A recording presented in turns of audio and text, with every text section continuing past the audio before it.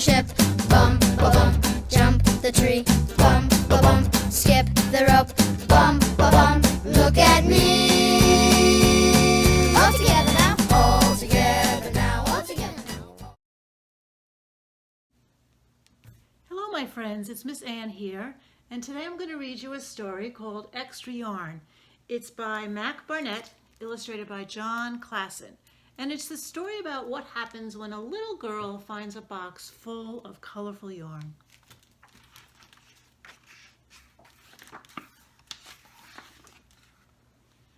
On a cold afternoon in a cold little town, where everywhere you looked was either the white of snow or the black of soot from chimneys, Annabelle found a box filled with yarn of every color. So she went home and knit herself a sweater. And when Annabelle was done, she had some extra yarn. So she knit a sweater for Mars too. But there was still extra yarn.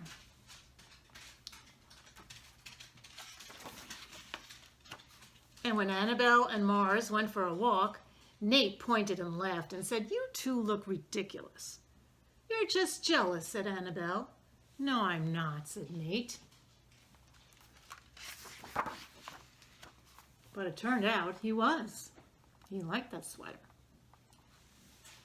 And even after she'd made a sweater for Nate and his dog, and for herself and for Mars, she still had extra yarn.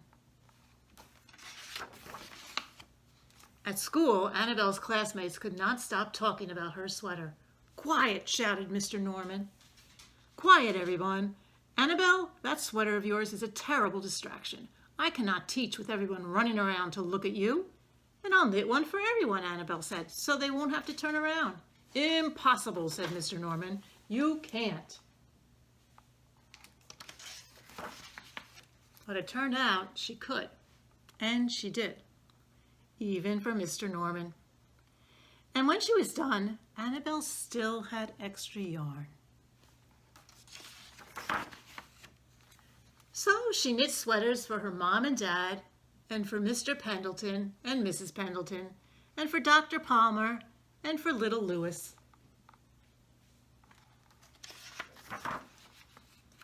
She made sweaters for everyone except Mr. Crabtree, who never wore sweaters or even long pants, and who would stand in his shorts with the snow up to his knees.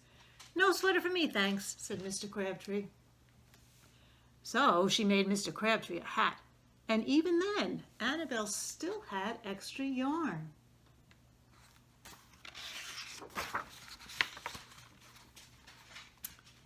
So she made sweaters for all the dogs and all the cats and for other animals too. Soon, people thought, soon Annabelle will run out of yarn. But it turned out she didn't. So Annabelle made sweaters for things that didn't even wear sweaters. Mailbox, birdhouse, regular house. Look how colorful the town is getting now. Things began to change in that little town.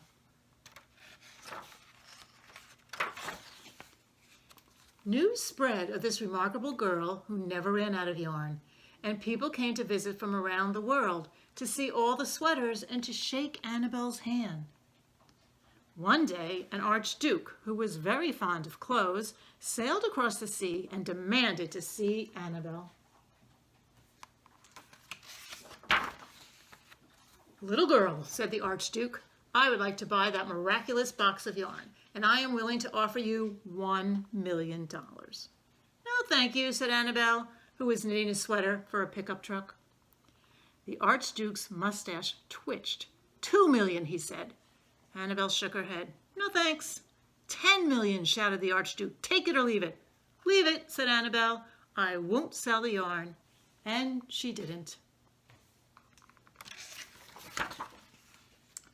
So that night, the archduke hired 3 robbers to break into Annabelle's house, and they stole the box and took it to the archduke, who set off across the snow and sailed over the sea back to his castle. The archduke put on his favorite song and sat in his best chair. Then he took out the box and he lifted its lid and he looked inside.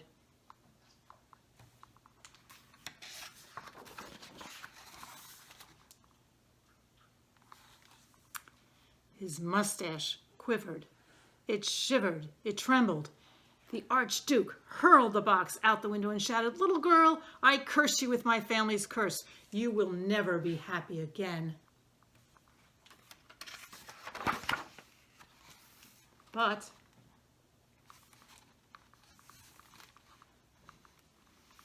it landed on an ice floe, and it's now sailing on the ocean. And look.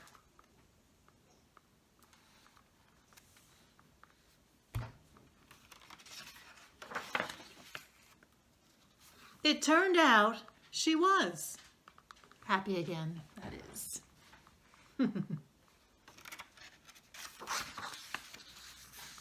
The end.